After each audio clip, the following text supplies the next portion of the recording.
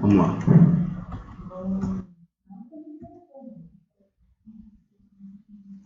Então, a partir do Código de 2002, esses atributos eles são faculdades, eles são facultativos. Mas para exercer a propriedade plena, tá? Esses 4 atributos eles têm que estar disponíveis para o proprietário. Se não tiver os 4 direitos disponíveis para o proprietário, já não é mais considerado propriedade, tá? Ela pode ser um direito, aí ela passa de ser ao direito real pleno para um direito real limitado ou até mesmo uma posse, tá?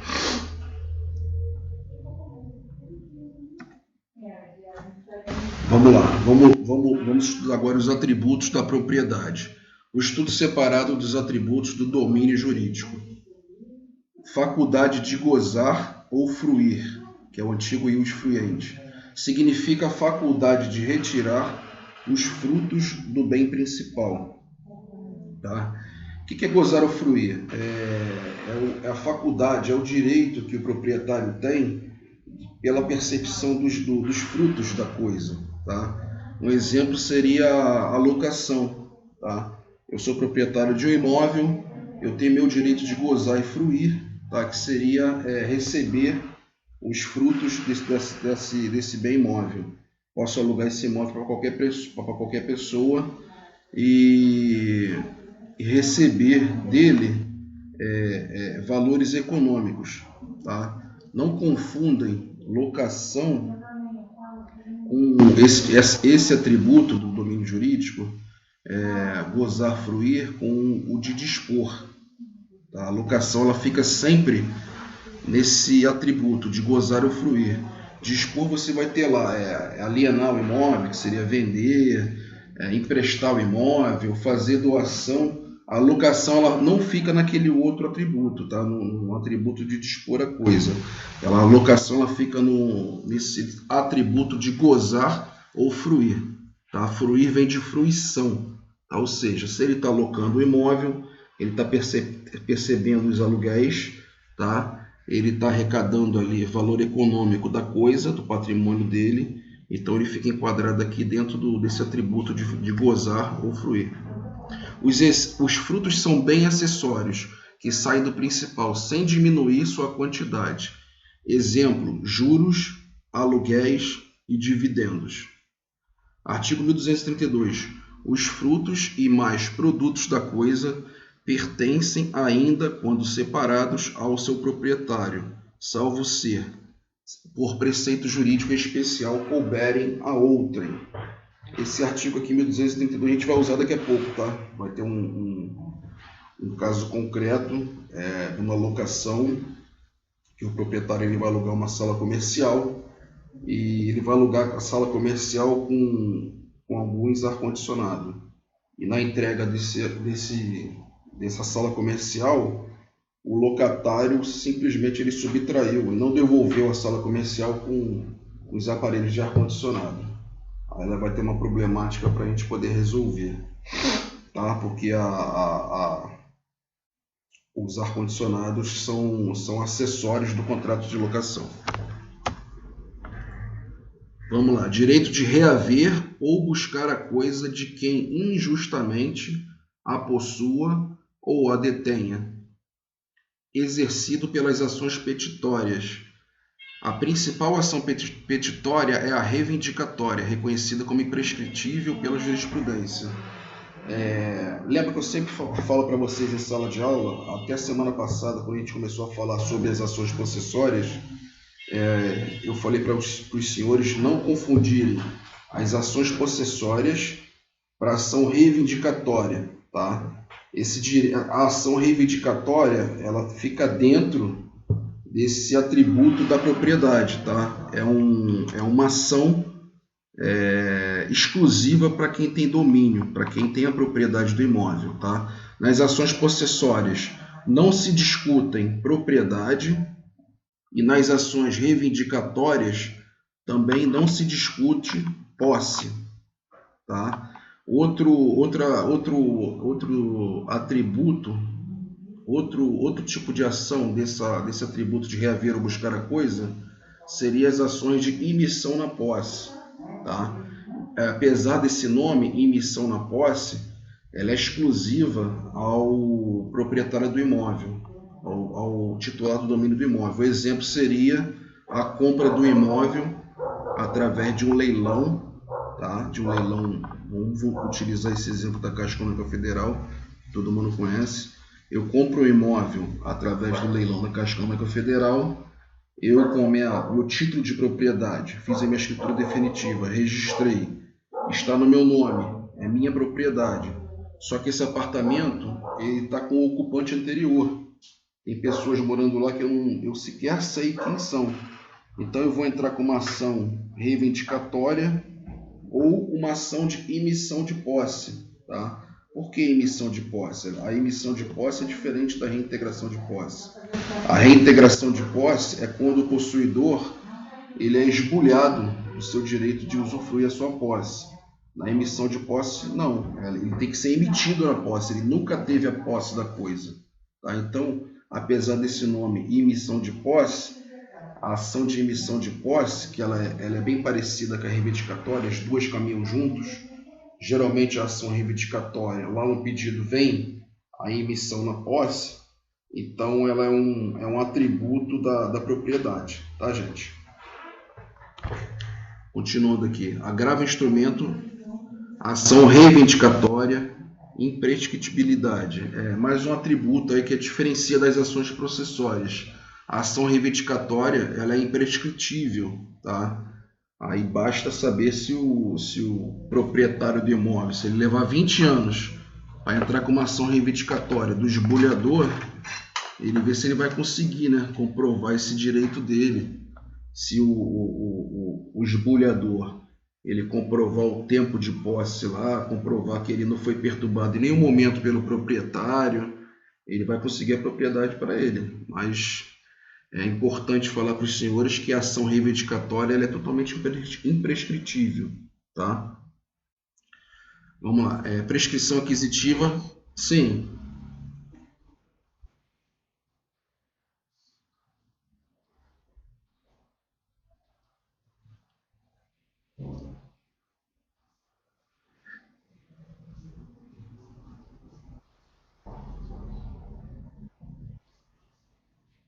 Pode sim, pode sim, pode sim. Agora é aquilo que eu falei, basta saber se o possuidor que estiver lá no imóvel, ele vai conseguir comprovar que ele não foi perturbado, porque um dos critérios da uso capião, porque quando o proprietário do imóvel ele entra com uma ação reivindicatória, reivindicando o direito dele que seja retomada a posse do imóvel para ele, porque ele tem a propriedade, mas não tem a posse, esse possuidor ele vai ter que provar a defesa desse possuidor, que no caso será o réu, a defesa dele, ele vai suscitar a uso capião. A única defesa dele é essa. Ele vai esperar que o judiciário, que o magistrado, no final desse processo, dê a sentença favorável para ele, que ele pode, dependendo do tipo da ação reivindicatória, ele vai poder utilizar inclusive essa sentença para poder abrir a matrícula dele de uso capião, lá no registro de imóveis. Mas essa tua pergunta é muito interessante. O proprietário faleceu, os filhos automaticamente herdaram esse imóvel, herdaram essa propriedade, eles são proprietários, eles poderão sim, mesmo depois de 30, 40, 50 anos, eles vão poder abrir uma demanda judicial que se chama ação reivindicatória. Inclusive, hoje a gente vai ver uma história de um processo judicial que durou 50 anos, tá? Relativa a uma ação reivindicatória. Lá para o final dos nossos slides a gente vai ver uma situação mais ou menos desse tipo que você está falando aí, tá?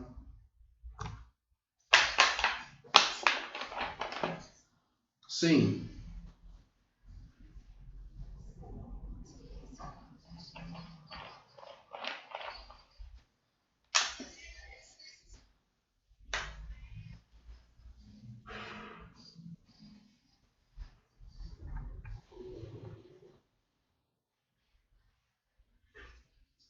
Pode.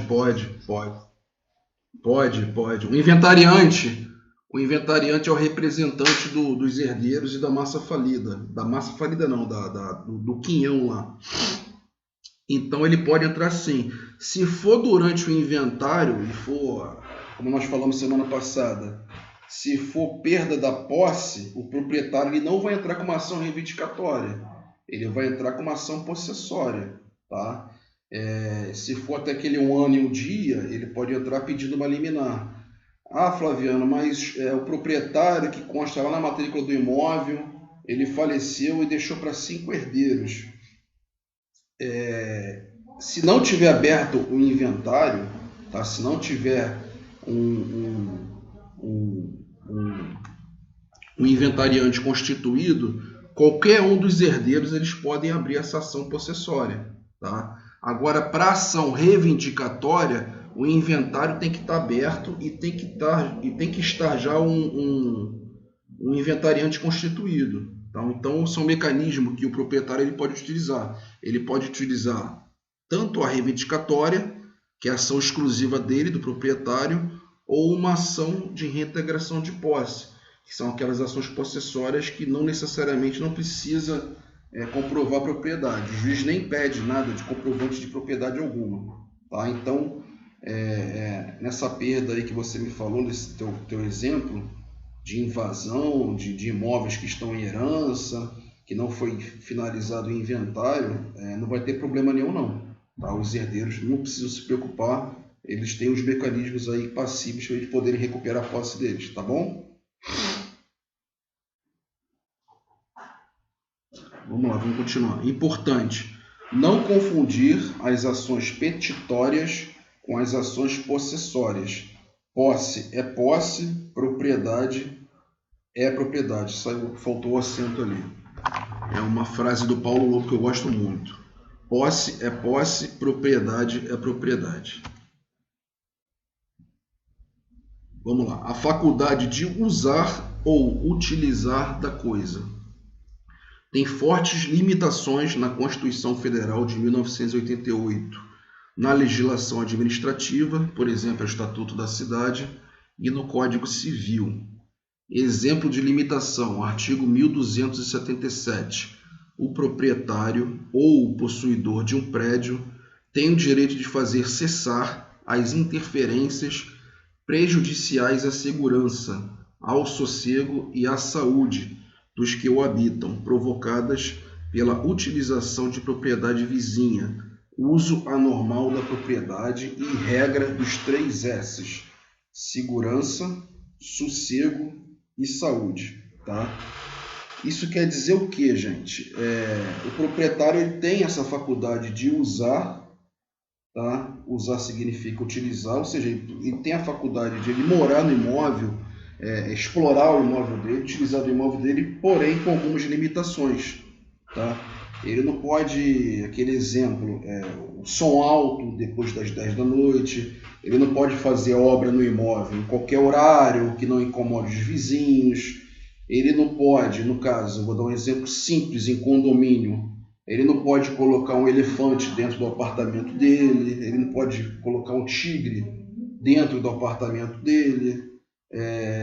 Hoje nós vamos ter aqui um exemplo aqui de...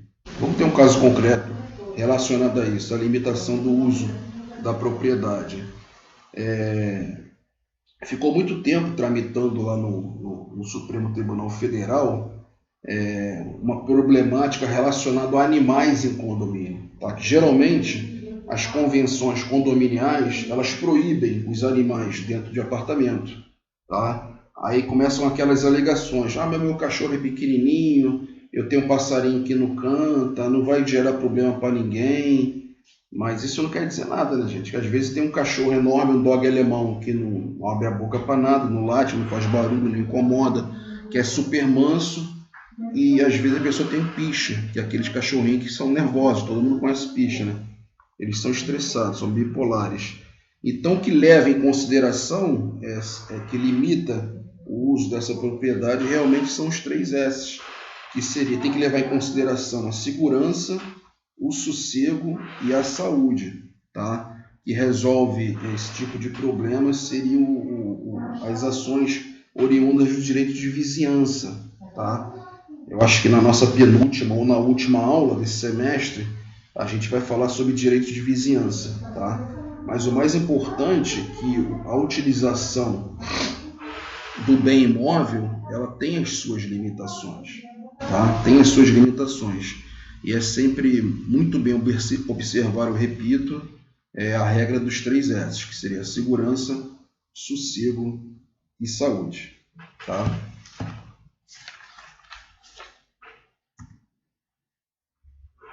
Vamos lá. Faculdade de dispor ou alienar a coisa. Vocês vão perceber que aqui, como eu falei lá naquela primeira parte, a locação ela não fica aqui nessa parte, tá? A locação fica na parte de fruição e gozo, porque o proprietário está recebendo ali os frutos da propriedade dele, tá? A faculdade de dispor ou alienar a coisa engloba os atos de vender, doar, hipotecar, empenhar, celebrar compromisso de compra e venda, tá? Dispor e alienar seriam esses direitos aqui. Venda não domínio. O que é? Qual o seu efeito? O que é a venda não domínio? É aquele tipo de venda que a princípio parece perfeito, mas na realidade não é e que gera efeitos e consequências. Algumas aulas anteriores coloquei alguns casos concretos. Inclusive teve um caso concreto para a nossa P1 que eu acho que tinha um caso mais ou menos parecido com isso aí. A pessoa que vendeu para uma pessoa e depois vendeu para outra pessoa, tá? A pessoa que não tinha mais o direito de vender, não seria mais a proprietária. Isso acontece muito, parece esdrúxulo. A gente vê uma questão dessa na faculdade, o professor falando sobre isso, que é muito difícil de acontecer, mas isso acontece muito. Tá? Um proprietário que tem uma escritura de compra e venda, um imóvel no nome dele, registrado bonitinho, ele começa a vender para um, para outro, ou então ele coloca numa imobiliária, o corretor pega a escritura, faz a falsificação, faz a venda lá para 10, 20 pessoas. Tá? Então esse tipo de venda, a princípio não domínio, ela até acontece. Porque quando você tira uma certidão de ônus reais do imóvel, e vamos supor que eu queira praticar esse tipo de venda não domínio. Eu pego a minha escritura de compra e venda, eu vou tirar as certidões, tá? O comprador vai tirar as certidões em meu nome, a certidão de ônus reais vai estar no meu nome, tá? Como proprietário do imóvel, e nós vamos conseguir celebrar essa escritura de compra e venda. Eu vou conseguir transmitir os direitos para ele, tá? Ele vai recolher o imposto de transmissão, ok. Aí eu coloco a venda para outra pessoa. Enquanto isso, ele não registrou essa escritura. Tá? Por isso que é importante registrar a escritura. Eu vou vender para uma outra pessoa, e pior, através da Caixa Econômica Federal. A Caixa Econômica Federal não faz nenhum tipo de controle. Tá? Eles só checam o nome dos vendedores, se está com restrição financeira ou não. Eles pedem uma certidão de ônus reais atualizada em até 30 dias, tá? Ou seja, em até 30 dias esse cara pode vender esse imóvel para um monte de gente. E só assina o contrato particular, que é a escritura particular, dentro da Caixa Econômica Federal, e a obrigação é do comprador pegar essa escritura e levar a registro. Vamos supor que nenhuma das duas partes faça isso. Então eu vou continuar vendendo esse imóvel para várias pessoas. E o primeiro que chega lá no registro de imóveis, para poder prenotar a sua escritura, que vai conseguir a escritura definitiva. Tá? Então, se eu vendi para aquele primeiro cara, ele não registrou, eu vendi para o segundo cara, aquele da Caixa Econômica Federal, ele passou, um exemplo, 2 meses e não registrou, mas decidiu ir lá registrar, porque eu vou ficar pressionando ele, porque eu só vou receber esse dinheiro da venda quando sair esse registro lá da escritura dele da Caixa Econômica Federal. Então ele vai ter o domínio, por isso que se chama aqui venda a não domínio. Esse segundo comprador, ele vai se transformar em proprietário porque ele registrou a escritura dele, e o primeiro comprador, a escritura dele vai ser totalmente inválida, tá? Não vai ter validade e eficácia alguma, porque a gente sabe que o proprietário de bem imóvel, ele só é proprietário quando ele registra a sua escritura definitiva. Tá? Continuando. Móveis. Artigo 1268. Feita por quem não seja proprietário, a tradição não aliena a propriedade, exceto se a coisa oferecida ao público em leilão ou estabelecimento comercial for transferida em circunstâncias tais que, ao adquirente de boa-fé, como a qualquer pessoa, o alienante se afigurar dono. Imóveis. Venda a não domínio. Ineficácia do negócio. A venda a não domínio é aquela realizada por quem não é o proprietário da coisa e que, portanto, não tem legitimação para o negócio jurídico. Soma-se a essa condição o fato de que o negócio jurídico se realiza sobre uma conjuntura aparentemente perfeita, instrumentalmente hábil a iludir qualquer pessoa. É aquele exemplo que eu dei para vocês, tá? Ah, Flaviano, mas você falou que você era o proprietário do imóvel, você tinha escritura definitiva, tira uma certidão de R$1 no seu nome. Como é que nessa questão aqui falou que é aquela realizada por quem não é o proprietário da coisa e que, portanto, não tem legitimação? Lembra que eu falei que aquele cara registrou? Eu não sou mais o proprietário. Ele pegou a escritura dele e foi lá e registrou. Ou seja, a escritura que eu assinei para ele, ela é totalmente ineficaz.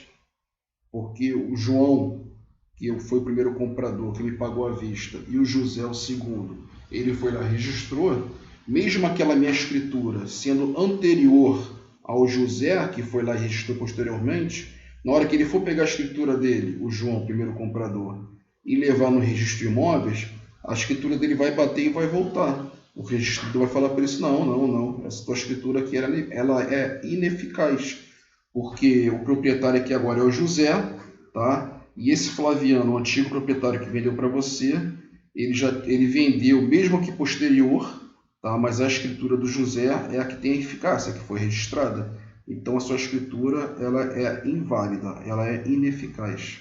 Tá bom, gente? Vamos lá, uma casuística aqui para gente. Senhor Guilherme possui um prédio constituído por salas comerciais adaptadas, cujas instalações feitas envolvem a instalação de aparelhos de ar-condicionado. Foi um bom investimento, visto melhorar o valor de lucro da locação do imóvel. Em um dos contratos de locação estabelecido com Renato, o prazo ficou determinado para 5 anos para uso da sala no estado em que se encontra e assim devendo ser devolvida. Fim da vigência contratual, Renato não renovou a locação, desocupou a sala e devolveu as chaves do imóvel. Ao realizar a vistoria da sala, o Sr. Guilherme constatou a ausência dos aparelhos de ar-condicionado e confirmou que a remoção foi feita pelo ex-locatário. Sendo assim, como advogado do Sr. Guilherme, faço a defesa. Essa situação é o seguinte: Guilherme alugou, ele comprou um prédio, construiu um prédio comercial, e para ele poder valorizar a locação das salas comerciais dele, ele colocou ar-condicionado. Muito normal, acontece muito isso no mercado, tá? Ele botar a sala comercial para locação com móveis e ar-condicionado. O Renato, que alugou o imóvel dele, mesmo eles não colocando essa cláusula, que é errado não colocar uma cláusula dessa, e nem fazer laudo de vistoria inicial de locação, mesmo assim o Renato, ele locou o imóvel com todo o material e, findo a locação, o Renato, o que ele fez? Ele subtraiu os aparelhos de ar-condicionado. Não foi o combinado. O Guilherme não deu esse beneplácito para ele, tá? Então é aquele exemplo dos frutos. Os aparelhos de ar-condicionado, eles são pertencentes à propriedade, tá? Vamos ver aqui a resposta esperada. O contrato de locação da sala comercial a que se refere o enunciado envolve a propriedade como um todo, incluindo seus acessórios. Falei fruto, desculpa, acessórios, tá, gente? Incluindo seus acessórios que foram disponibilizados pelo locador para uso do locatário, que é responsável em devolver o imóvel na mesma condição que ele foi entregue, posto que o acessório deverá seguir o principal. Artigo 1232. Ainda que os aparelhos de ar-condicionado sejam móveis, nada ficou estabelecido contratualmente de forma que o locatário pudesse se apropriar desses bens, fato que poderia ocorrer, mas que não é o caso. Logo, caberá ao locatário a responsabilidade de devolver os aparelhos removidos da mesma forma que lhe foi entregue, ou seja, instalados e com as devidas manutenções e condições de uso. O Guilherme, que é o locador, dá uma dica para vocês, dica prática. O Guilherme, que é o locador desse imóvel, é Guilherme Renato. O Guilherme era para ter colocado uma cláusula no contrato de locação, tá, prevendo esses aparelhos. Era para ter feito também um laudo de vistoria. Você, quando aluga um imóvel, você tem que ter o contrato de locação e mais um laudo de vistoria, descrevendo tudo que está no imóvel, o que está funcionando, o que não está funcionando, para esse tipo de problema não ocorrer. O Guilherme, aqui nessa situação concreta aqui, ele corre um grave risco de não recuperar os aparelhos de ar-condicionado dele, porque ele vai ter que provar judicialmente que ele alugou o imóvel dele com esses aparelhos. Tá? Então, seria, se ele não tiver uma prova forte, testemunhal, ou fotos da sala comercial quando ele estava alugando, enfim, se eu fosse o advogado do Renato nessa situação aqui, eu ia alegar que o imóvel foi alugado sem nada, foi vazio de coisas, não tinha nada. Estava somente a sala comercial. Ele que deveria, como ele abriu a demanda judicial, ele que tem que comprovar que existe os aparelhos móveis ali dentro. Agora, com uma simples cláusula contratual no contrato de locação, prevendo esses aparelhos, aí já seria bem mais fácil dele recuperar esses aparelhos de ar-condicionado. Tá bom, gente? Então, se vocês forem trabalhar futuramente com locação, trabalhem sempre com o contrato de locação e o laudo de vistoria de entrada do imóvel, para não acontecer esse tipo de problema futuramente. E para quando acontecer, vocês estarem calçados. Alguma observação?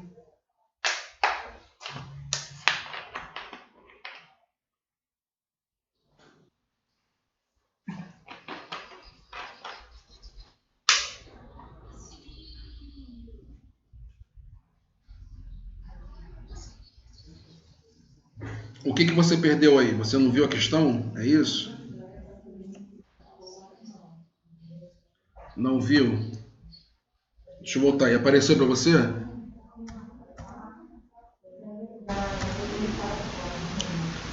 Deixa eu resumir para você. O Guilherme, ele alugou uma sala comercial para o Renato e nessa locação existiam aparelhos de ar-condicionado, tá? E no final da locação, o Renato ele entregou as chaves ao proprietário, ao Guilherme, mas só que ele devolveu a sala comercial sem os aparelhos de ar-condicionado, tá? Ele não colocou uma cláusula contratual nesse contrato de locação prevendo as coisas móveis que tinham ao aparelho. Então, a moral da história aqui nessa questão seriam os acessórios. Quando você aluga um imóvel, quando você cede um imóvel ou empresta um imóvel, se ele for com coisas móveis, elas serão consideradas acessórios, tá? E quem será o responsável pela essa devolução? Ou o locatário, ou o comodatário, enfim, ele tem que devolver esses bens acessórios, porque os bens acessórios, eles acompanham o principal, que seria o imóvel. Então, para poder resolver essa parte nesse caso concreto aqui da locação, deveria ter uma cláusula contratual prevendo isso, e um laudo de vistoria, tá? Para o Guilherme, locador do imóvel, conseguir reaver os bens móveis que o Renato surrupiou, tá? Se ele tivesse, inclusive, o contrato de locação, ele até poderia fazer uma queixa-crime por furto, apropriação indébita, enfim, poderia até manobrar outros tipos de remédios judiciais, tá bom? Prosseguindo. Teste de aprendizagem. Em relação à propriedade, aponte, valendo um ponto, tá, gente? Em relação à propriedade, aponte a afirmativa correta. Letra A. É um direito conceituado analiticamente pela absolutividade, perpetuidade e exclusividade da coisa submetida à vontade de uma pessoa. Letra B. É um direito real constituído pela relação de propriedade exercido por uma pessoa sobre uma coisa, ou seja, caracterizado pela faculdade do proprietário em gozar, reaver, usar e dispor da coisa. Letra C. É um direito conceituado sinteticamente pela relação com os direitos pertinentes a uso, fruição, disposição e alienação da coisa. Letra D. É um direito conceituado descritivamente pela submissão de uma coisa em todas as suas relações jurídicas a uma pessoa. Galera, 1 minuto para a resposta, tá? Quem está falando?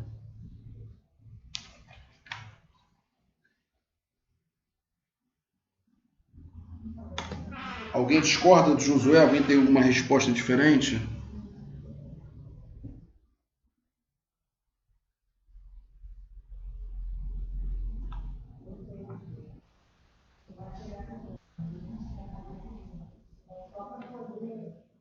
Todo mundo concorda com o B de bola, então?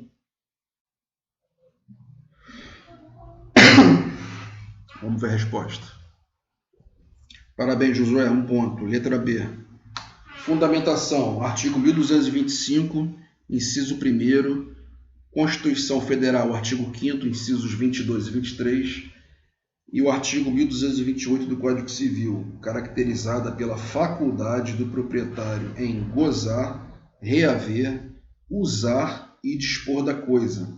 A propriedade é a relação de domínio jurídico que uma pessoa exerce sobre um bem. Trata-se, portanto, de direito real por excelência e é, ainda, um direito fundamental, por estar condicionado à sua função social. Beleza, Josué, 1 ponto para você. Mais um exercício aqui, uma casuística. Plínio adquiriu um apartamento cujo prédio, construído recentemente, se localiza num bairro residencial e para lá se mudou com sua esposa e seu filho recém-nascido.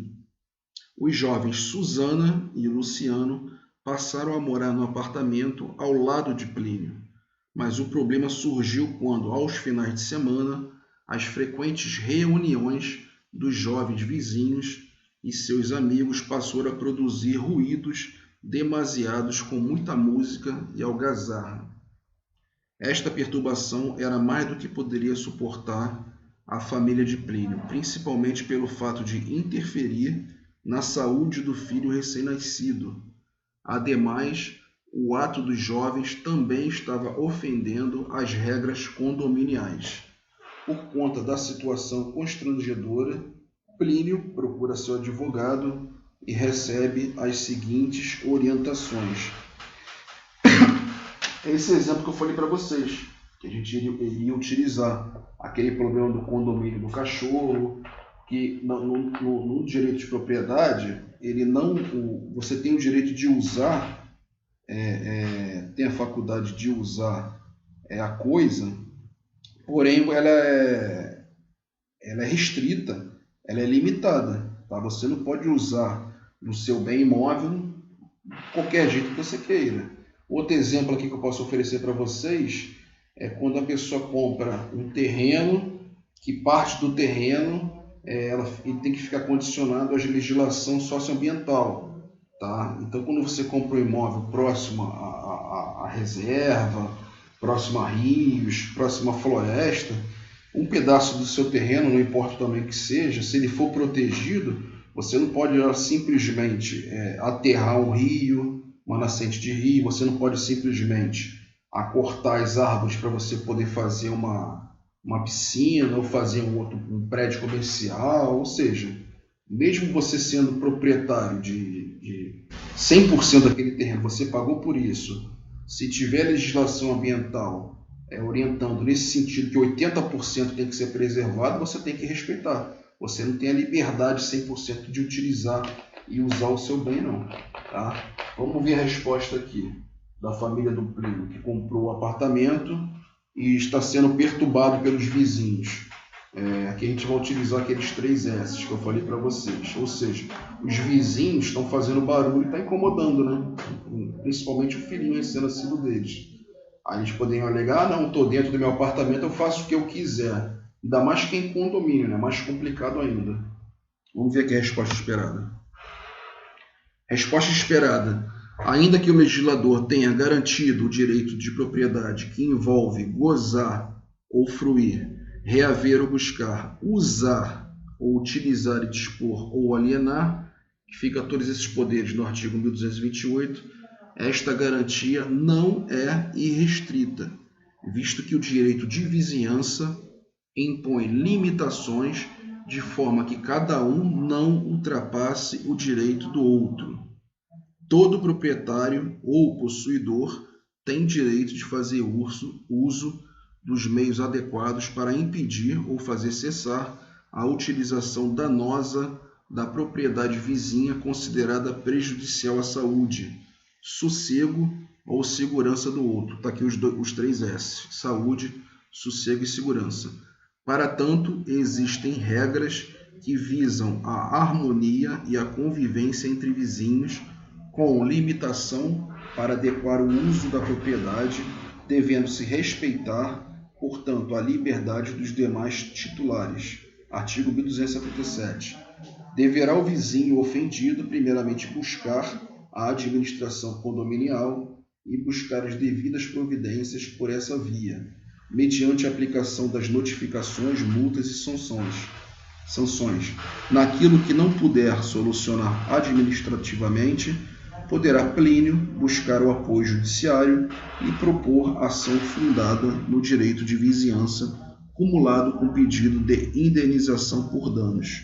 Aí ele pode utilizar dano material, dano moral, ele pode pedir também uma multa diária se os vizinhos não interromperem o barulho. Então ele vai poder manobrar lá as ações pertinentes aqui no judiciário. Sim.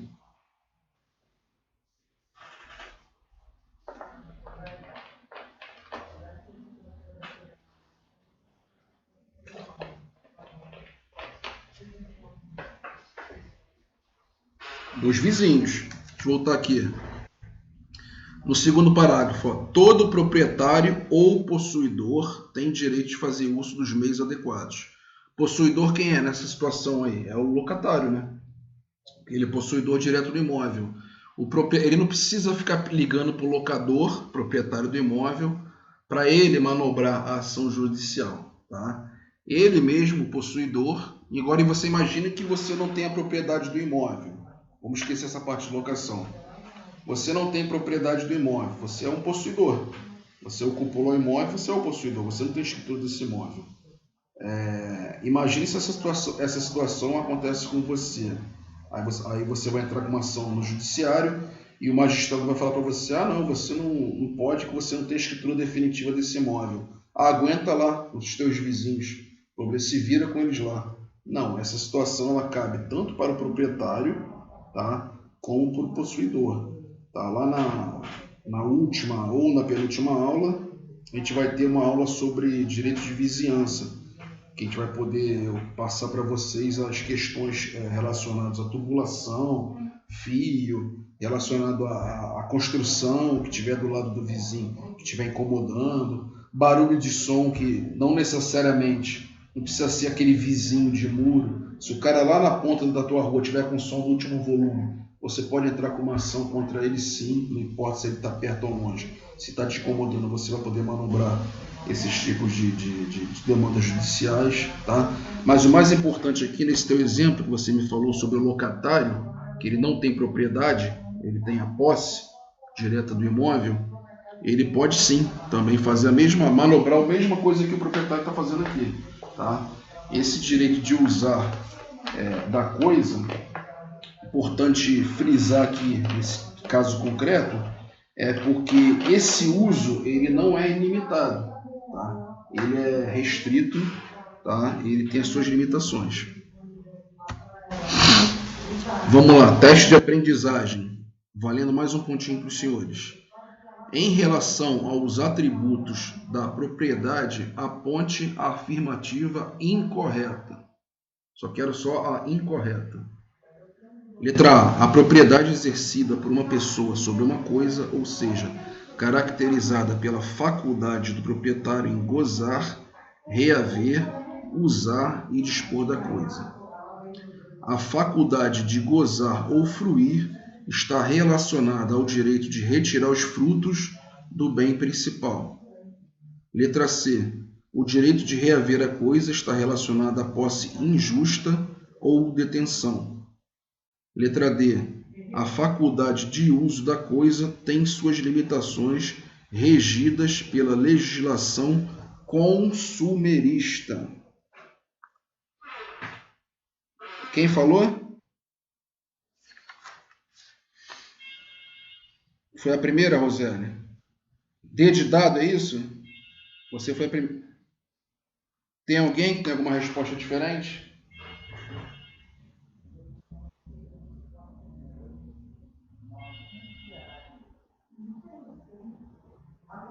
Alguém tem resposta diferente da Roseli? Posso fechar?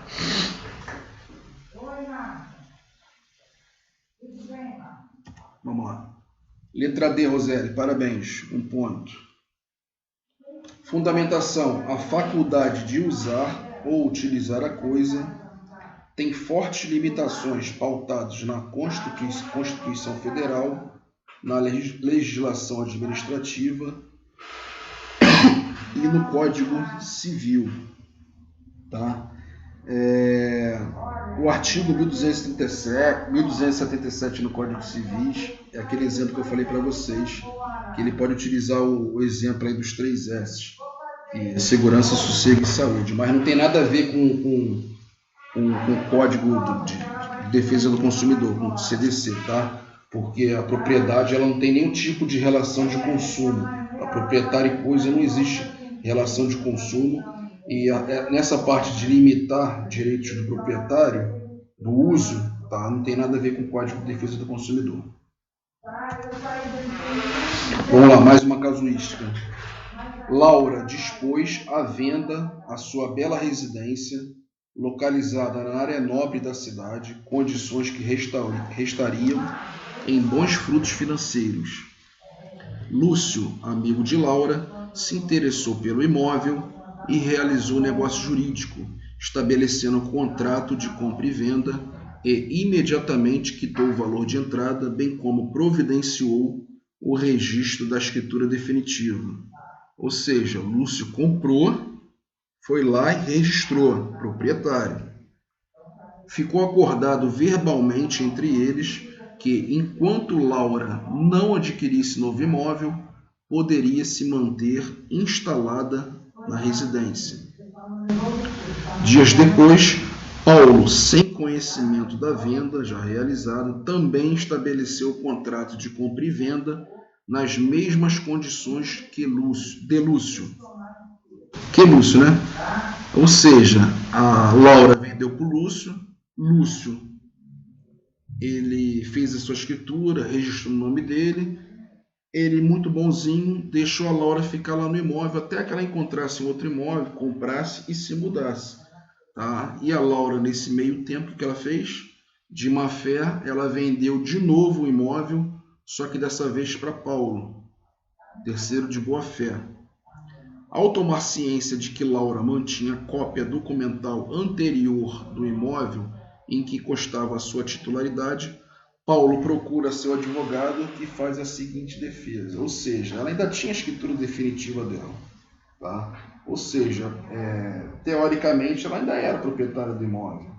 Tá? Só que o Paulo, nessa situação aqui, ele era para ter sido assessorado por um advogado ou corretor de imóveis, que entenda de documentação, e não fechasse o negócio até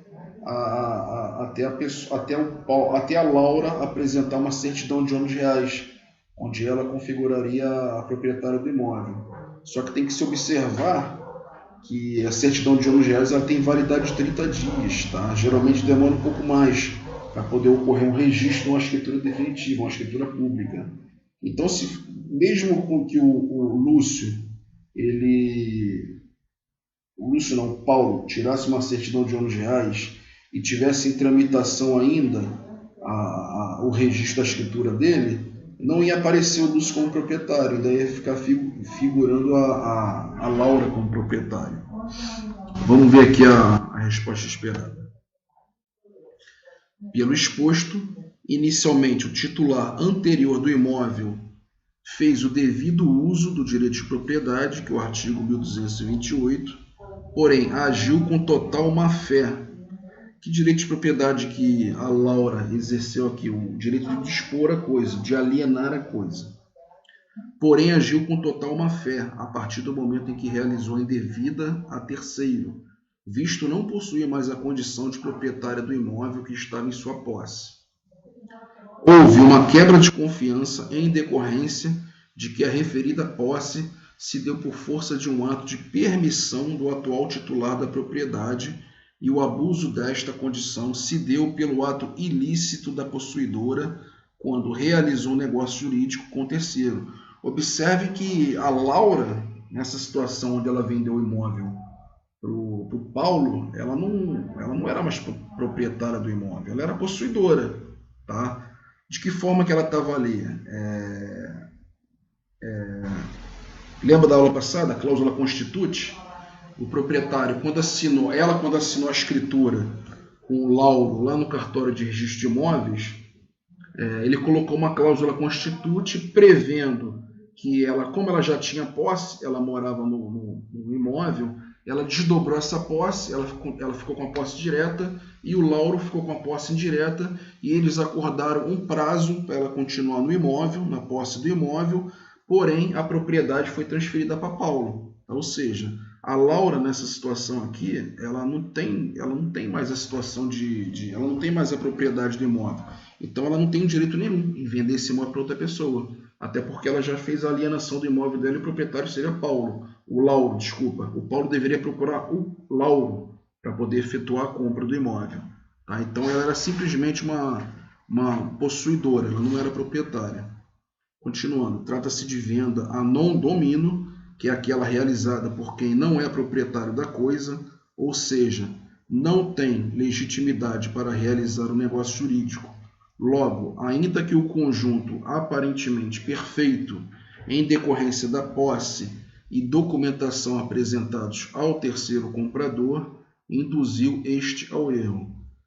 O Paulo viu ela no imóvel, viu ela instalada no imóvel já há muito tempo, e viu a documentação, ela apresentou uma escritura definitiva, provavelmente ela apresentou uma certidão de ônus reais um pouco antiga.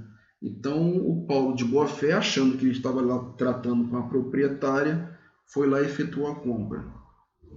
Último parágrafo. Sendo assim, na ocorrência do registro da escritura pública do terceiro adquirente, deverá ser anulado. Óbvio, né, gente? Tem que ser anulado. Não tem validade, não tem eficácia.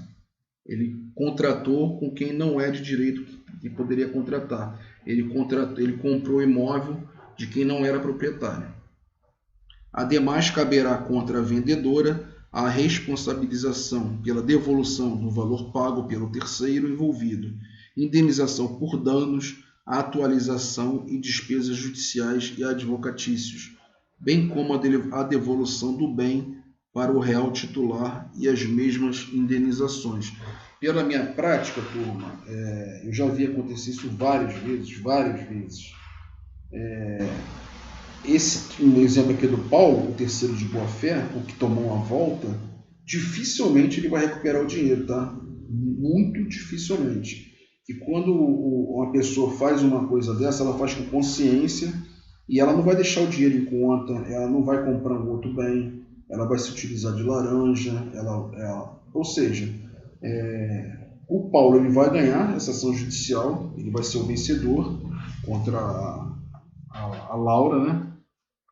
Mas na hora da execução, na hora de recuperar o dinheiro, ele não vai recuperar não, tá? Então tem que tomar muito cuidado. Vamos lá, vamos falar agora sobre função. Alguém tem alguma observação sobre esse caso anterior? Venda não domínio? Alguém já viu acontecer, escutou falar, quer fazer alguma observação, alguma pergunta?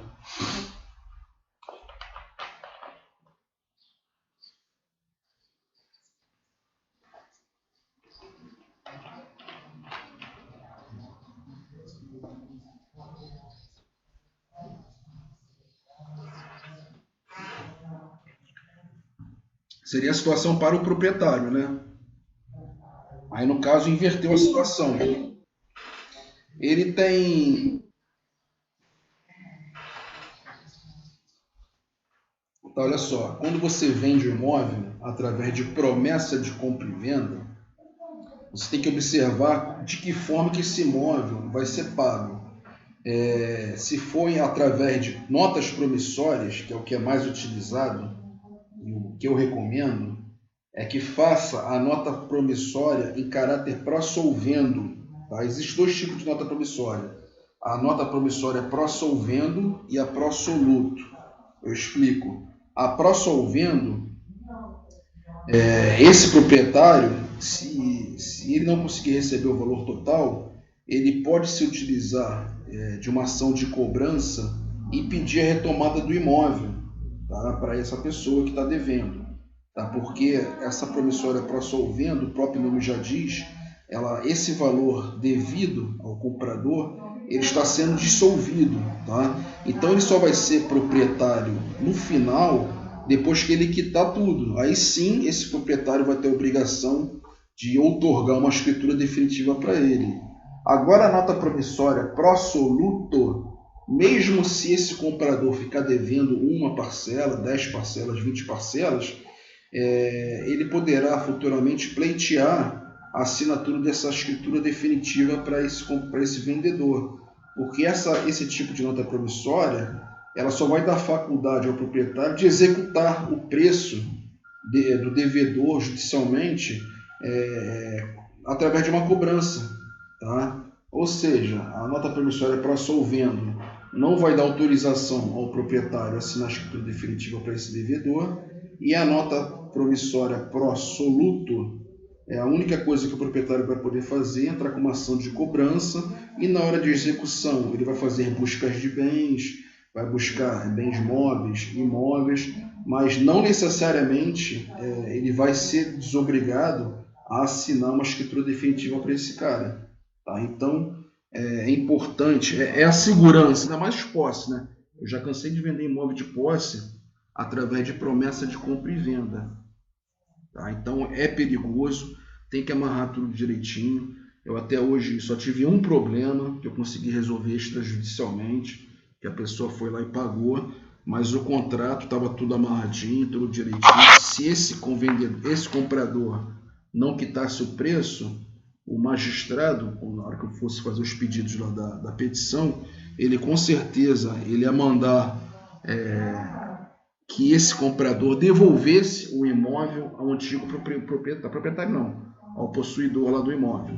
Tá? Ah, Flaviano, mas eu acho que é muito injusto, o cara compra imóvel de 100 mil, pagou 90 mil, está faltando 10, ele vai devolver o imóvel ao antigo possuidor ou proprietário e o cara vai se dar bem? Não, geralmente um juiz faz uma composição, manda devolver uma parte, faz aquela composição daqueles meses que o comprador ficou lá a título de aluguel, vai abater no preço, ou da pior das hipóteses, o magistrado manda que ele ordena que o imóvel seja vendido.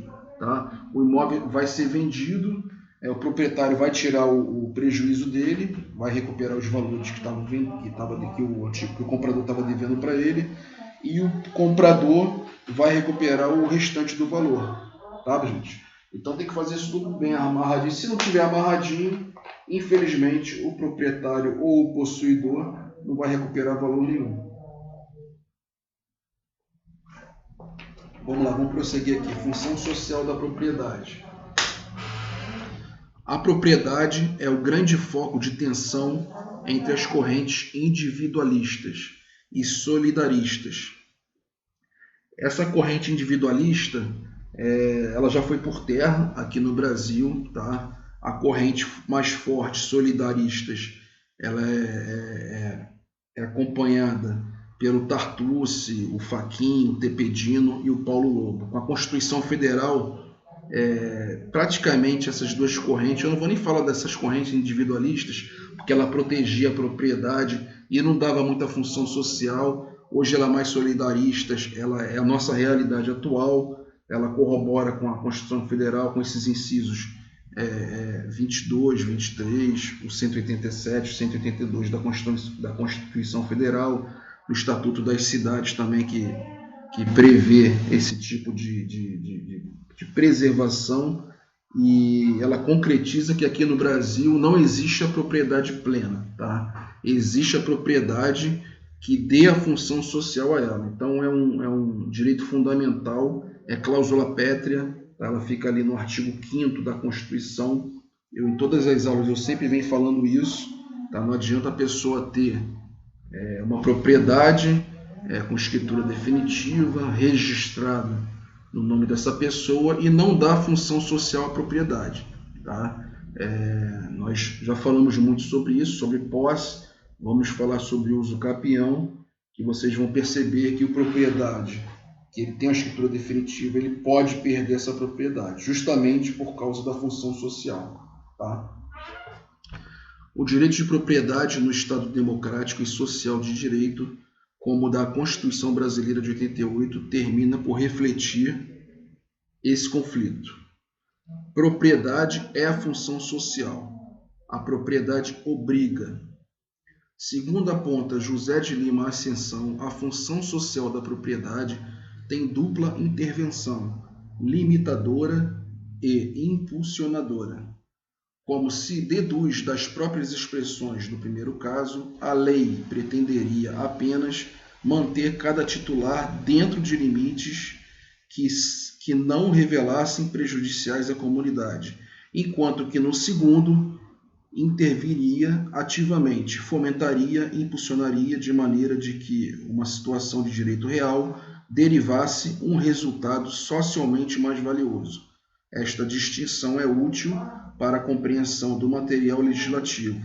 Nomeadamente, podemos verificar com facilidade que, enquanto no século passado a lei quase se limitava a certo número de intervenções de caráter restritivo, agora multiplicam-se as intervenções impulsionadoras, de modo a aumentar o proveito que socialmente se pode extrair do bem. Esse conceito é de José de Oliveira Ascensão, tá? É um jurista português, ele é considerado um dos maiores juristas da língua portuguesa, tá? Esse José de Oliveira Ascensão. Qual a diferença da limitadora para a impulsionadora? A limitadora, ela limita os direitos, tá? Como já vimos até naquele exemplo que eu te falei da reserva florestal, o cara que compra imóvel e fica aquela parte lá reservada para preservação socioambiental. Ela interfere também no direito de uso, que nós falamos agora há pouco sobre os 3 S's, tá? E a impulsionadora, ela gera deveres e condutas, parecem iguais, mas não são, tá? Vou dar um exemplo aqui rápido da diferença da limitadora da impulsionadora, tá? No mesmo caso concreto, o cara comprou um imóvel, tem uma parte ali que é destinada à preservação ambiental, que ele não pode cortar certo número de árvores, ou seja, isso é uma atividade limitadora, tá? Ela limita ao uso dele desse bem. Agora vamos supor que esse proprietário vai lá e corte as árvores, tá? Então ele vai ter o dever de reparar aquele dano, será uma característica impulsionadora. Se ele está sendo limitado através da limitadora de não mexer naquelas árvores, ele foi lá e mexeu, derrubou as árvores, ele já entra na característica impulsionadora, que gera deveres e condutas. Ele vai ter que reparar o dano que ele fez ali ao meio ambiente, tá? Importante falar o seguinte: a função social da propriedade é atendida quando você dá uma destinação positiva à coisa, ao bem imóvel, tá? Usando o bem para o bem. Essa frase aqui, ela é muito falada pelo Tartucci, pelo Cristiano Chaves de Farias eles costumam utilizar esse finalzinho dessa frase aqui, usando o bem, que seria o bem imóvel, para o bem, tá? Vamos continuar aqui nos conceitos. A propriedade... Não, vamos lá, vamos passar, já lemos essa parte. Artigo 186 da Constituição Federal. A função social é cumprida quando a propriedade rural atende simultaneamente, segundo critérios e graus de exigência estabelecidos em lei, aos seguintes requisitos. Inciso 1º, aproveitamento racional e adequado, utilização adequada dos recursos naturais disponíveis e preservação do meio ambiente, observância das disposições que regulam as relações de trabalho, exploração que favoreça o bem-estar dos proprietários e dos trabalhadores.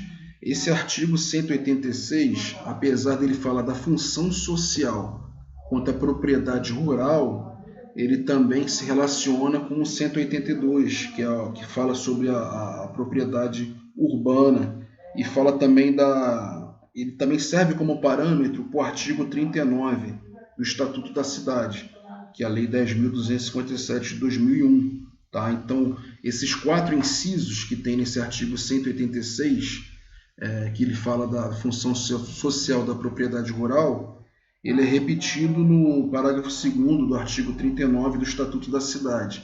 Ou seja, essa lei federal, ela se espelhou no artigo 186, que ele fala sobre a função social da propriedade, de propriedade rural, para ser utilizado nos bens imóveis urbanos. Tá? Ou seja, esses 4 critérios que tem aqui, do inciso 1º ao 4º, ele serve tanto para a propriedade rural como para a propriedade urbana.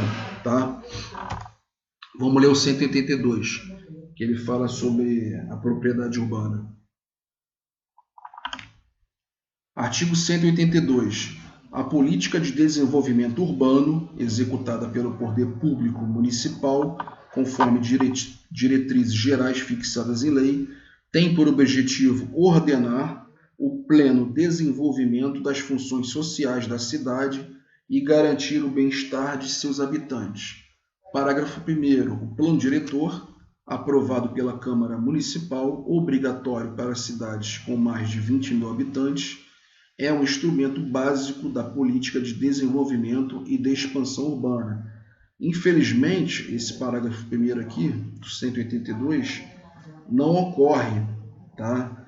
Muitas das cidades maiores com habitação maior de 20 mil habitantes, eles simplesmente não têm plano diretor.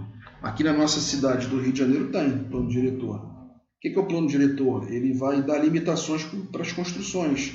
Tá? Brasília, Campo Grande, ali no Mato Grosso do Sul, são cidades que elas foram planejadas, elas foram desenhadas. Não é igual aqui o Rio de Janeiro. O Rio de Janeiro abriu um loteamentozinho, o pessoal abre rua, faz barraco, sobe morro, capina o morro e constrói. Tá? Então, aqui na nossa cidade do Rio de Janeiro, nós temos o plano diretor.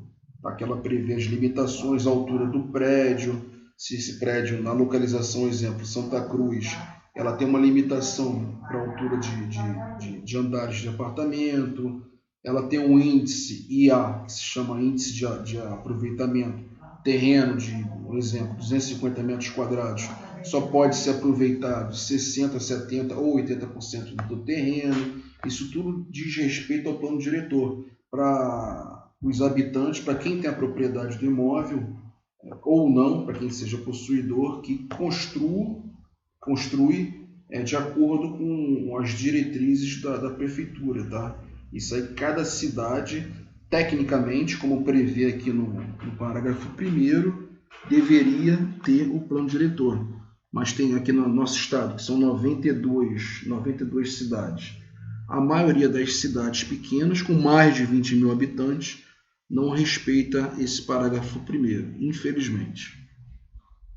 Parágrafo 2º. A propriedade urbana cumpre sua função social quando atende às exigências fundamentais de ordenação da cidade expressas no plano diretor, mais uma comprovação para ele cumprir a função social dele. Exemplo,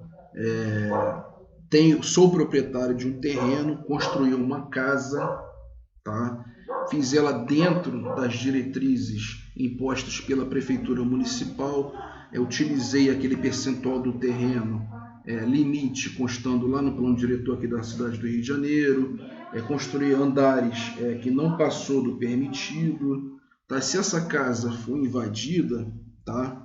E o proprietário, eu posso me argumentar nesse parágrafo 2º, primeiro e segundo, quando o possuidor entrar com uma ação e eu entrar com minha defesa, alegando o seguinte: não, eu dei função social, tá, à minha propriedade.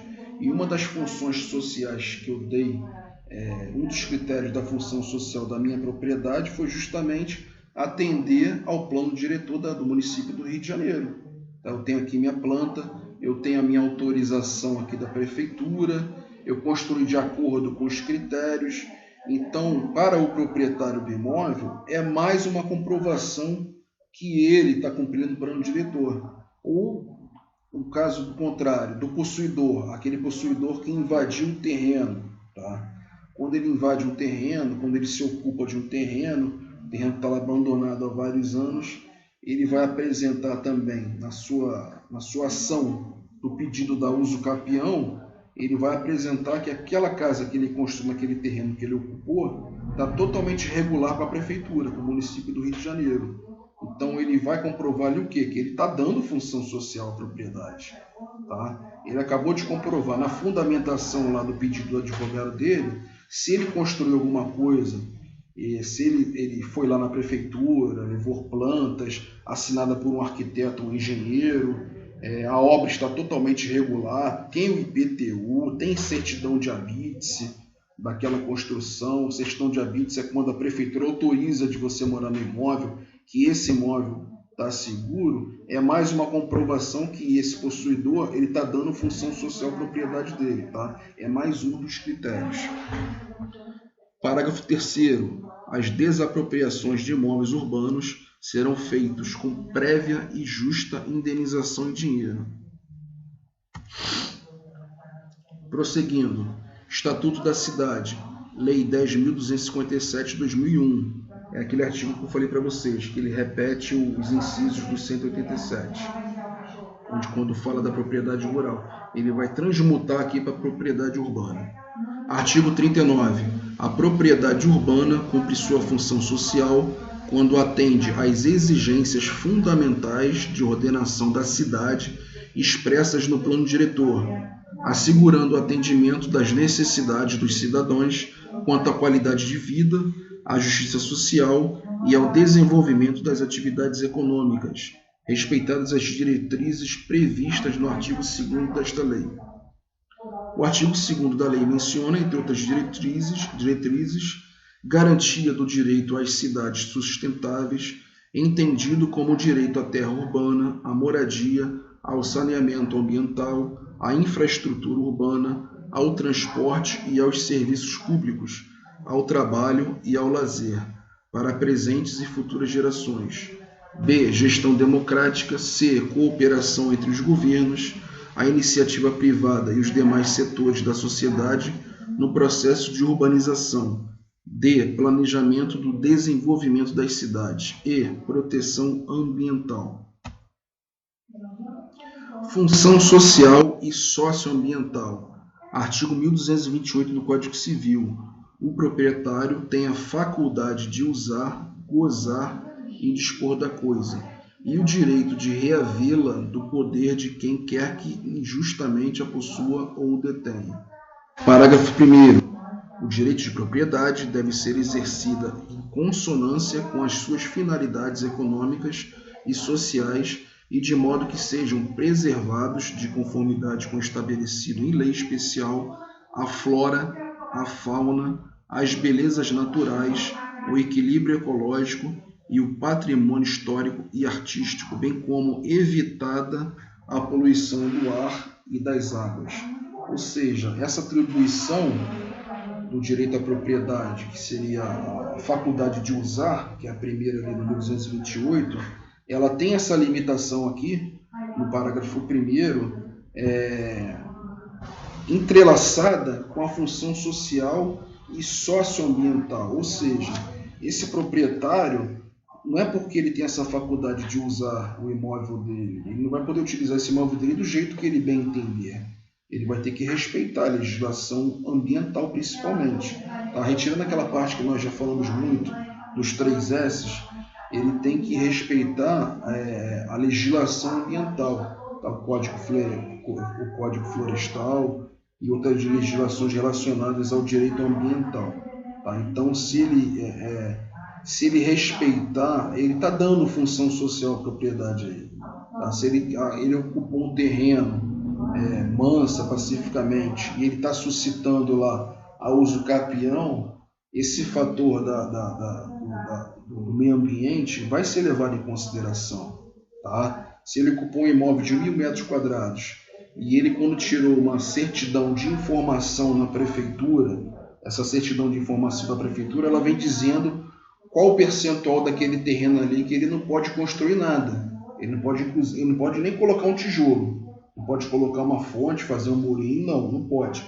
Aquilo ali é área de preservação ambiental. Então, se na hora que ele for pedir a uso capião dele, e o magistrado ou o perito, geralmente o magistrado pede um perito para que faça perícia na área, quando ele vê que é uma área bem próxima à preservação ambiental, se ele observar que esse possuidor, na hora dele for observar, na hora que o possuidor suscitar que ele está dando função social ao imóvel, mas ferindo as leis ambientais, ele dificilmente vai conseguir a uso capião. Vai ser negada, porque o juiz vai alegar o seguinte: ou o proprietário sentando no processo, tentando defender a propriedade dele, vai alegar que ele não deu função social alguma, tá? E nem função social nem socioambiental, porque ele está infringindo ali várias leis federais, que o meio ambiente são leis federais, que, como eu falei, tem o Código Florestal e outras legislações pertinentes ao direito ambiental, que ele está ferindo, e então ele, em vez de dar função social àquela propriedade, pelo contrário, ele está prejudicando a flora, a fauna, as belezas naturais, enfim, ele está prejudicando o equilíbrio ecológico. Prosseguindo, esse aqui é um caso emblemático, tá? Que é o caso da favela Pulmo. É um processo, é um loteamento que nasceu em 1955, tá? Essa ação reivindicatória, eu não sei o que eu estava falando aqui hoje na sala de aula sobre a prescrição da reivindicatória, de tempo que se faleceu entre os filhos, mas esse tipo de ação, para vocês verem, esse loteamento, depois vocês pegam aqui o número do RESP, que tem o número do processo no TJ de São Paulo, e tem o RESP, tá? Tem os 2 números aqui nesse julgado aqui, tá? É uma ação judicial, é um loteamento que ele nasceu em 1955, lá em São Paulo, e rapidamente ele foi invadido por pessoas de baixa renda que precisavam morar, tá? O proprietário, 30 anos depois, em 1985, ele entrou com essa ação reivindicatória, ele tem o direito, porque a ação reivindicatória ela é imprescritível, tá? Ele foi julgado, para vocês verem, a ação foi aberta em 1985, já tinha ali 30 anos de ocupação, as pessoas transformaram esse terreno em loteamento, virou favela. Em 85, o proprietário do imóvel ele entrou com ação reivindicatória. Em 95, ela foi julgada lá no tribunal, tá, no recurso, numa apelação no Tribunal de Justiça de São Paulo, e dali do Tribunal de Justiça subiu para o STJ, que foi julgada 10 anos depois, em 2005. Ela deu em favor, o magistrado deu em favor às pessoas que estavam lá, né?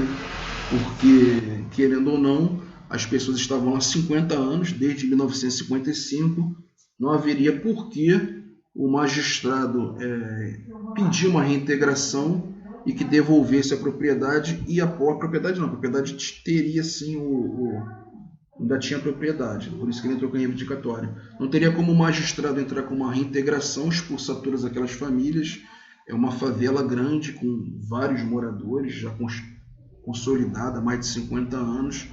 Então ela foi um marco aqui os juristas falam que realmente foi um divisor de águas, inclusive ela interferiu para a Constituição de 88, esse caso que se arrastou, estavam se arrastando, a previsão era que se arrastaria mais tempo, e com certeza se arrastou, durou 20 anos esse processo, mais 30 de ocupação.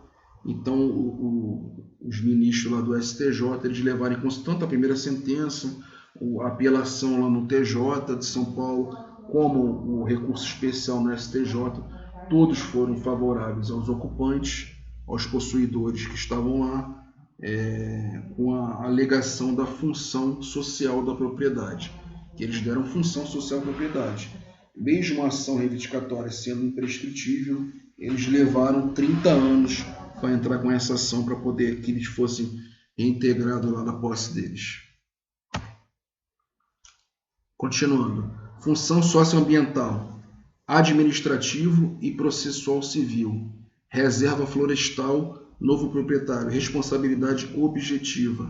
A responsabilidade por eventual dano ambiental ocorrido em reserva florestal legal é objetiva, devendo o proprietário das terras onde se situa tal faixa territorial, ao tempo em que conclamado para cumprir a obrigação de reparação ambiental e restauração da cobertura vegetal, responder por ela. A reserva legal, que compõe parte de terras de domínio privado, constitui verdadeira restrição do direito de propriedade.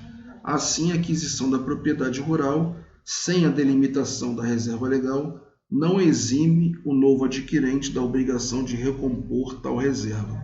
Isso aqui é um julgado que eu deixei para os senhores lerem, que é um exemplo de um novo adquirente que comprou uma propriedade, e ele foi obrigado a reparar os danos, tá? Ou seja, essa parte da função social, ela casa muito com o direito, com a atribuição, com o direito de usar a propriedade. Ele mesmo não cometendo nenhum crime ambiental, ele não devastou floresta nenhuma, ele como adquirente, ele foi obrigado a reparar os danos lá da sua propriedade. Vamos lá. Algumas decisões mais recentes consideram a obrigação de recuperação ambiental uma obrigação próprio terreno ou ambulatória. Mais um julgado que eu deixei para vocês aqui, para vocês lerem. Obrigação de recuperação ambiental é uma obrigação próprio terreno, tá? Ou ambulatória. É aquela característica é o tipo de obrigação que ela está sempre acompanhando a coisa, ela está sempre acompanhando a propriedade, como eu falei para os senhores. Ela é análoga, uma comparação à cota condominial. A pessoa vendeu o imóvel, não pagou o condomínio, o novo proprietário que vai pagar as obrigações anteriores, se tiver registrado a propriedade no nome dele. E a mesma coisa aqui na reparação ambiental, é a obrigação próprio terreno. Casuística. Uma incorporadora da região de Atibaia, São Paulo, vendeu imóveis na planta a serem construídas em lotes naturalmente preservados em sua fauna, flora e fontes naturais. Esta região segue diretrizes legais para restringir o uso e preservar o meio ambiente. Logo, qualquer construção realizada no local deverá manter parte da natureza intacta, ainda que se adquire a propriedade do imóvel. Em uma das negociações, a incorporadora estabeleceu a venda e construiu o imóvel de Manuel. Porém, acreditando poder melhorar sua aquisição por conta própria, Manuel acrescentou uma edícula e instalou uma piscina no seu imóvel, e para isso removeu árvores e mata de seu terreno. Alertado pelos vizinhos do local, Manuel, que não tinha conhecimento das restrições ambientais, procurou seu advogado e obteve as seguintes orientações. O que aconteceu aqui? Ele comprou um terreno, tá, dessa incorporadora lá em Atibaia, São Paulo, e com certeza na escritura, nas certidões, vinham constando que aqueles 100% daquele terreno que ele comprou, um percentual ele não deveria tocar, que era a área de preservação ambiental, não poderia tocar, aquilo que eu falei, não pode nem colocar um tijolo. Tá? Manuel desatento, não leu o contrato, o corretor não alertou a ele, o advogado da incorporadora também não alertou a ele. Manuel, o que ele fez? Foi lá e construiu uma edícula, derrubou árvore, devastou, botou piscina, e os vizinhos alertaram a ele e ele não está querendo arrumar um problema, né? Ele foi buscar orientação de um advogado. Vamos ver a resposta esperada. O novo proprietário tem o direito de fazer uso de seu bem, desde que o exercício de seu direito esteja em consonância com as finalidades sociais e econômicas, respeitando inclusive o estabelecido em lei especial, artigo 1228 Código Civil. No caso em tela, a região referida envolve o exercício do direito de propriedade em conformidade com a lei civil e o Estatuto da Cidade, que visam o equilíbrio ecológico e a proteção do meio ambiente, artigo 2º da Lei 10.257 de 2001. Sendo assim, há para o proprietário a responsabilidade por eventual dano ao meio ambiente, observando que, para cada área da propriedade, há um limite para a construção de obras em decorrência da área florestal mínima a ser mantida. Logo, caberá ao proprietário que causou prejuízo ambiental a obrigação de reparação e restauração da cobertura vegetal por ela responder. Nesse caso aqui do Manuel, acredito eu que a questão, a devastação que ele fez lá no meio ambiente não chegou ao ponto de ele ser multado, tá, pela Polícia Federal, pelo Ministério do Meio Ambiente, enfim. Como ele não foi multado, ele percebeu a tempo, os vizinhos alertaram ele a tempo que aconteceu, ele vai poder fazer a reparação sim. Agora, se ele fosse multado por algum fiscal, por exemplo do IBAMA, ele ia ser multado e o fiscal ia dar um prazo para ele poder fazer essa reparação aqui. Tá? Mais um ponto, gente, que vou sortear para vocês, em teste de aprendizagem. Em relação à função social da propriedade, aponte a afirmativa correta. A propriedade urbana cumpre sua função social ao atender às necessidades fundamentais de ordenação da cidade em decorrência de normas estabelecidas no direito privado. Letra B. A função social da propriedade é independente da socioambiental, tanto é que o direito deverá ser exercido conforme suas finalidades econômicas individuais, em conformidade com o estabelecido em negócio jurídico privado. A função social da propriedade está relacionada à ampliação dos limites do titular, independentemente do resultado diante da comunidade, bem como a intervenção impulsionadora de modo a reduzir o proveito a ser extraído do bem. Letra D. A função social da propriedade urbana tem como diretrizes a garantia do direito à sustentabilidade. Espera aí, gente, deixa eu terminar. Só vai estar depois que eu terminar, hein? Espera aí, que eu estou na letra D ainda. A função social da propriedade urbana tem como diretriz a garantia do direito à sustentabilidade, a gestão democrática, a cooperação governamental, o planejamento do desenvolvimento e a proteção ambiental. Valendo!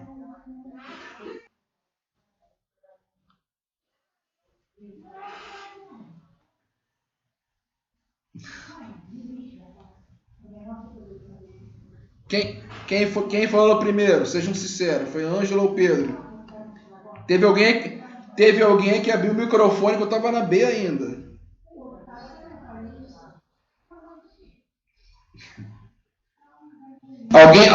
Alguém não concorda com a Ângela? Tem resposta diferente?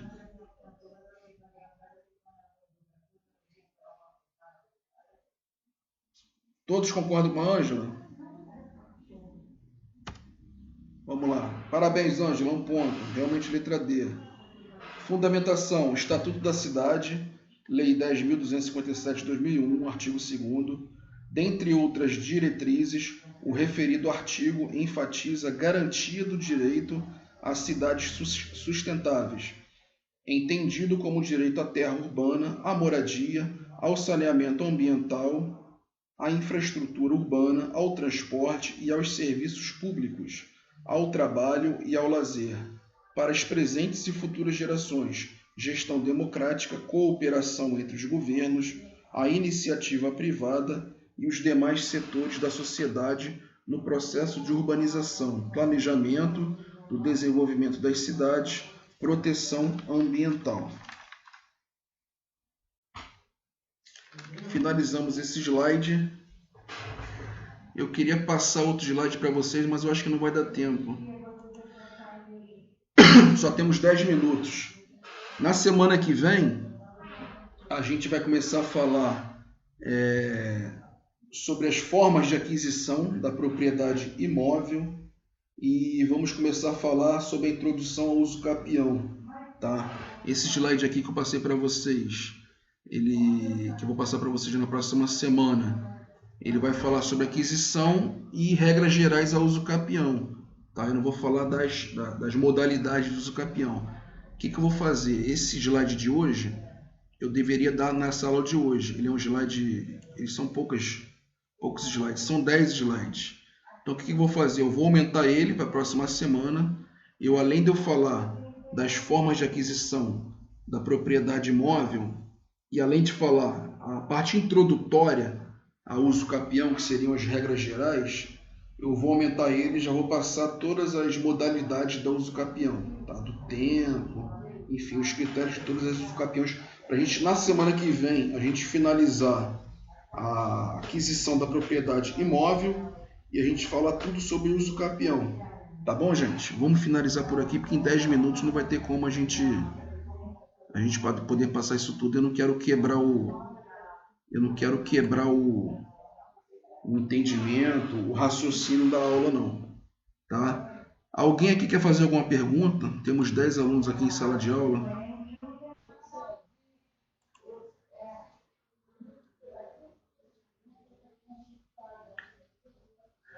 Vai ser a mesma coisa da P1. Vou passar 2 casos concretos para vocês, tá? E um questionário valendo 5 pontos. Tá? Não vou mudar esse critério, não. O critério deu certo, a atividade deu certo, não gerou muita confusão. Tive problema com alguns alunos que enviaram trabalhos incompletos, ficaram exigindo mais pontos. Teve aluno que eu entendi que realmente ficaram doentes. Tem aluno que devido a essa pandemia, está acontecendo muito, tanto para professor como para aluno. As pessoas estão com um pouco de fobia, ansiedade, depressão, tem os problemas em casa para resolver. Alguns ficaram doentes de Covid, outros perderam entes queridos. Eu entendi isso tudo. Tá? Eu dei um prazo muito maior para poder entregar os trabalhos, entregar o questionário. Então, teve alguns problemas pontuais. Tá? Teve aluno, inclusive, que tirou 0, que não me apresentou problema nenhum. Não me ligou, eu tentei ligar e não consegui. Eu tenho o telefone de todos, tá? Eu tenho a pauta lá, o cadastro que vocês fizeram na faculdade. Eu tenho o e-mail de todos, tenho o telefone de todos. Quem eu percebi que não tinha nota, não tinha e-mail, não tinha nada, eu entrei em contato.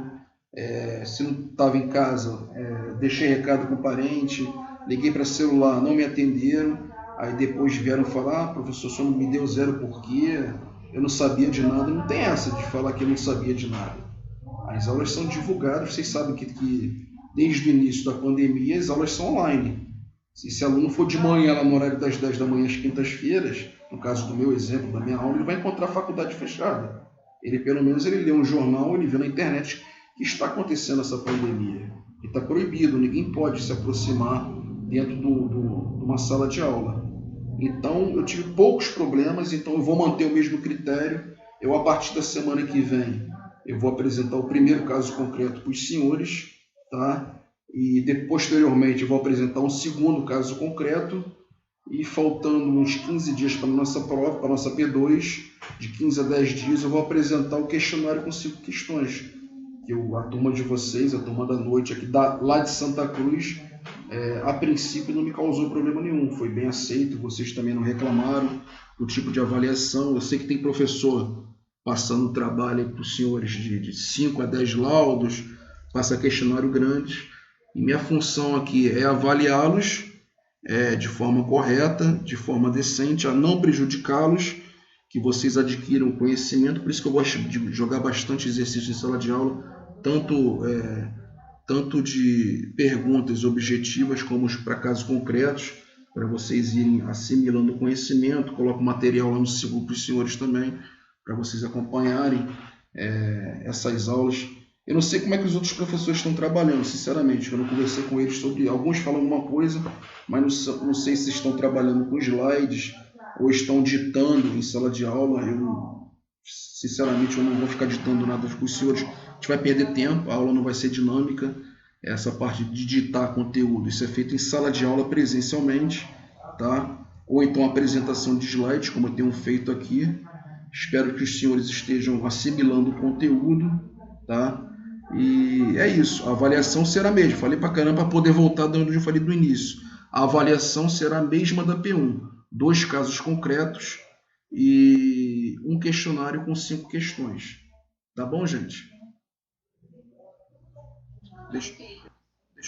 Deixa eu abrir aqui minha câmera para os senhores. Alguém quer fazer alguma pergunta?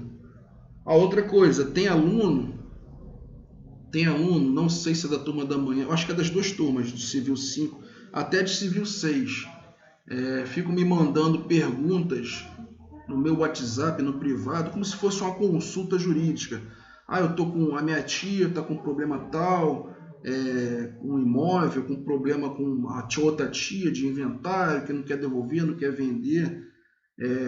Eu respondo a todos, eu dou minha visão crítica, eu dou minha assessoria jurídica gratuita para os senhores, tá? Eu não me importo, só que às vezes a pessoa me manda uma pergunta, um exemplo, 2 horas da tarde, e como eu estou muito atarefado, fazendo outros tipos de trabalho, que eu, além de professor, eu tenho a minha imobiliária, tenho meu escritório de advocacia, eu não tenho tempo de responder naquele mesmo dia, tá? Mas se vocês tiverem questionamentos de foro íntimo, para os senhores, ou para a prática de vocês, que deve ter alguns alunos aqui que já estão estagiando, vocês podem mandar perguntas para mim, tá?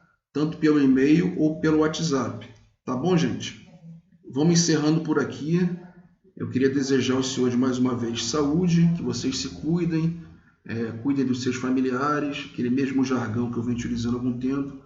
Quem puder ficar em casa, fique em casa. Quem não puder, tome cuidado, use máscara na rua, sempre usando álcool gel, e vamos prosseguindo. Espero que todos tenham um excelente final de semana, e qualquer dúvida relacionada à matéria, eu vou disponibilizar esse material lá no Sigu, como sempre, e o material complementar para vocês lerem, de algum jurista famoso, alguma doutrina importante.